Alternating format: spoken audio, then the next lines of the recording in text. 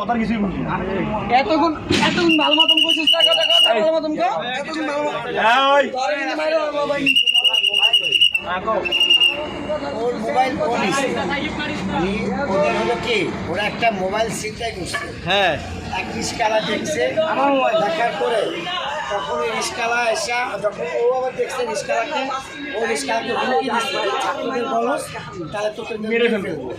তো রিস্কাটা ঘুরে আমাদের এখানে যে ছাত্র ভাইরা আসছে, আমরা যারা আসছে আমাদের একজনকে মেম্বারকে বলা হয়, বলা হওয়ার পর আমরা তাদের 3 জনকে ধরতে সক্ষম হই।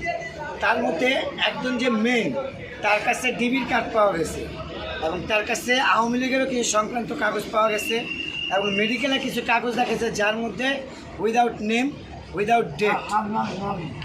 এখন একটা হসপিটালে, সরকারি হসপিটালের প্রেসক্রিপশনে অবশ্যই পেশেন্টের নাম এবং ডেট থাকবে, যেটা ওটাতে ছিল না, ওটা একটা ফল্ট। এবং তাদের কাছে কিছু আওয়ামী লীগের নেতাদের কার্ডও পাওয়া গেছে। যখন তার কাছে ডিবির কার্ড পাইছে, আমি তাকে প্রশ্ন করলাম ডিবির কার্ডটা তোমার কাছে কীভাবে আসলো? ডিবির মানে কার্ড কি? ID card? ID card. তখন বললাম ডিবির আইডি কার্ডটা তোমার কাছে কীভাবে আসলো? কারণ এটা একটা ডিবির আইডি কার্ড, পরিচয়পত্র। একজন ডিবির পরিচয়পত্র, সরকারি পরিচয়পত্র তোমার কাছে কীভাবে আসলো? সে বললো ভাইয়া এক জায়গায় জ্বালায় পোড়া হয়েছে, আমি ওখানে পাইছি।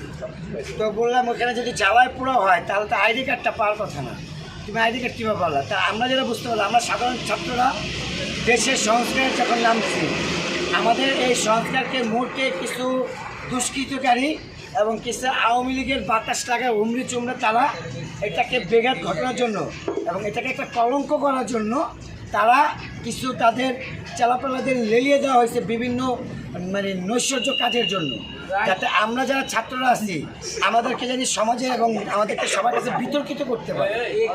কিন্তু ইনশাল্লাহ আমরা প্রত্যেকটা বাধা পেরিয়ে, আমরা হাজারো রক্তের বিনিময়ে আমরা আমাদের এই দেশ স্বাধীন অর্জন করছি। এই 2-1টা হুমড়ি চুমড়ি দিয়ে আমাদের স্বাধীনতা নষ্ট করতে পারবে আওয়ামী লীগ কেন? যদি এই দেশের দিকে ইন্ডিয়ার কোনো প্রেতাত্মাও তাকায়, আমাদের কোনো কিচ্ছু করতে পারবে না।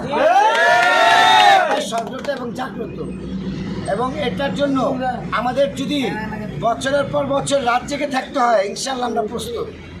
ভাই আপনার কাছে একটু জানতে চাইবো যে বর্তমানে জি আপনারা ছাত্ররা বর্তমানে সোচ্চার হয়ে মানে নিজের ইচ্ছাকৃতভাবে জি কঠোর থেকে কঠোরতর দায়িত্ব পালন করে যাচ্ছেন, অথচ আপনাদের পাশে আজকে যাদের থাকার কথা রাজনৈতিক দল, তারা আপনাদের পাশে নাই, কিন্তু তারা আজকে এক শ্রেণীর লুটেরা হয়ে দাঁড়িয়েছে। এই ধরনের লোকদেরকে নিয়ে আপনার কোনো বার্তা আছে কিনা? না, আপনি যেটা বলছেন সেটা অবশ্যই একটা যৌক্তিক কথা। আসলে লুটেরাটা কারা, এটা আগে আমাদেরকে খুঁজে বের করতে হবে। যখন এদেশের দীর্ঘ 16 বছর স্বৈরাচারী শাসকের একটা রাজত্ব তৈরি হয়ে গেছিল, তখন একটা সরকারের এই রাজত্ব তৈরিকে ধরে রাখতে বিভিন্ন রকমের মানে অসংস্কৃতিক বিভিন্ন রকমের লোকজনকে নেশা করা এবং বিভিন্ন রকমের অপরাধীর একটা আটকা হয়ে গেছিল। যখন দেখছে দেশের সরকার পতন হয়েছে, তারা নিজেরা বাঁচার জন্য বিভিন্ন সংগঠনের আশ্রয় নিচ্ছে এবং বিভিন্ন সংগঠনের সাথে আশ্রয় নিয়ে তারা ওই সমস্ত সংগঠনকে তারা দুর্নাম করার জন্য তারা ওই সমস্ত সংগঠনের সাথে মিশে বিভিন্ন জায়গায় লুটঘাটে মানে সাথে মিশে গেছে। আর আমাদের অর্থ এই এলাকায় কিংবা আমাদের জানা মতে ঢাকা শহরের প্রত্যেকটা সেক্টরে আমাদের যে সমস্ত ভাইরা, ছাত্র ভাইরা তাদের দায়িত্ব পালন করতেছে, আমাদের এই এলাকার ছাত্র সংগঠন জাতীয়তাবাদী ছাত্রদল বিএনপির তারা আমাদেরকে পানি দিচ্ছে এবং তারাও তাদেরকে এলাকার কিছু লোক দিয়ে আমাদেরকে সাহায্য করছে। যেহেতু আমরা তাদের কাছ থেকে সাপোর্ট পাচ্ছি, সেহেতু আমরা আসলে বলতে পারি না যে তারা আসলে কোথায় কিসের সাথে জড়িত আছে।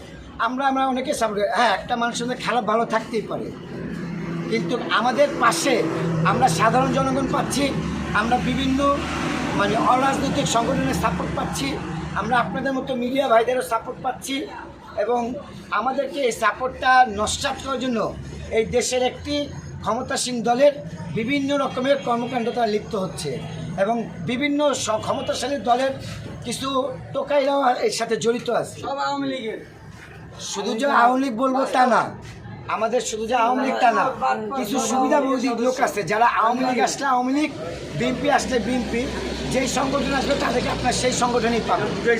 ঠিক আছে। দুষ্কৃতিকারী